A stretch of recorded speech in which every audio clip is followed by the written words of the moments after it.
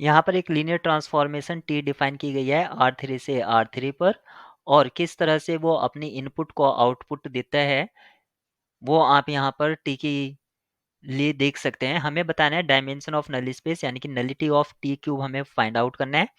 हम rank nullity theorem से अगर रैंक फाइंड आउट कर लेते हैं तो नलिटी हम इजीली फाइंड आउट कर लेंगे। तो सबसे पहले हमारा जो टास्क होगा, कुछ रिजल्ट्स हैं जिसको हमें यूज़ कर सकते हैं।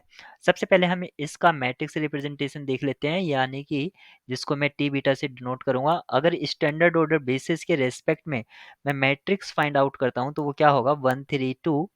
आप सभी जानते हैं कि किस तरह से मैट्रिक्स रिप्रेजेंटेशन फाइंड आउट किया जाता है, 2 1 -1। और अगर मैं अब इस पर एलिमेंट्री रॉ ऑपरेशन लगाता हूँ तो जो इक्विवेलेंट मैट्रिक्स मिलेगी वो मुझे क्या मिलेगी, 1 3 2 0 -5 -5 0 -5 -5। सेकेंड रो और थर्ड रो आप प्रोपोर्शनल में देख रहे हैं, इसलिए आप एक को डिलीट कर सकते हैं। यहाँ से हमें पता चल गया है कि रैंक ऑफ टी कितनी है, 2 है। अगर आप इस मैट्रिक्स रिप्रेजेंटेशन को देखते हैं तो ये मैट्रिक्स रिप्रेजेंटेशन आपका सिमेट्रिक मैट्रिक्स को दिखा रहा है। अगर सिमेट्रिक मैट्रिक्स है तो हम रैंक के कुछ प्रॉपर्टीज को रिकॉल कर लेते हैं। Rank of A equals to होता है रैंक ऑफ ए ट्रांसपोज, ये हम सभी जानते हैं। और रैंक ऑफ प्रोडक्ट क्या होता है, rank of product A B, ये एटमोस्ट होता है min of rank A rank B के।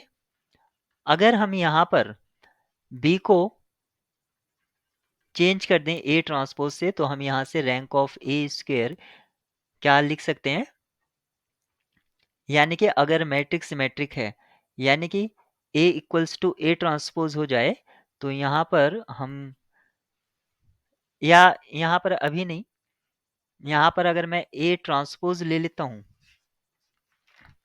इसको मैं लिखता हूँ,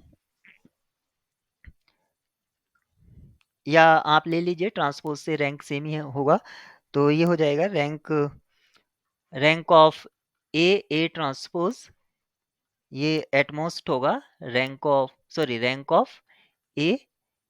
अब यहाँ पर एक थ्योरम हमें ये स्टेट करती है कि जो नलिटी ऑफ ए होती है ये इक्वल होती है nullity of A transpose. Symmetric matrix में ये होता है। अगर मैं यहाँ पर निकालता हूँ रैंक, तो रैंक ऑफ ए, क्योंकि रैंक नलिटी थ्योरम का हम यूज कर सकते हैं, रैंक ऑफ ए ट्रांसपोज। और अगर सिमेट्रिक मैट्रिक्स हो जाता है तो हम ए ट्रांसपोज जो है वो हमारे लिए सेम हो जाता है। इस कंसेप्ट को अगर यूज करते हैं तो मैं यहाँ पर लिख सकता हूँ रैंक ऑफ ए इक्वल्स हो जाता है rank of A raise to the power N. यहाँ पर हमें नलिटी फाइंड आउट करनी थी टी क्यूब की, अगर रैंक मिल जाए, क्योंकि रैंक हमें टी का मिल गया है, रैंक है 2। इसी तरह से मैं रैंक लिख सकता हूँ टी क्यूब का क्या होगा, वो भी 2 होगा।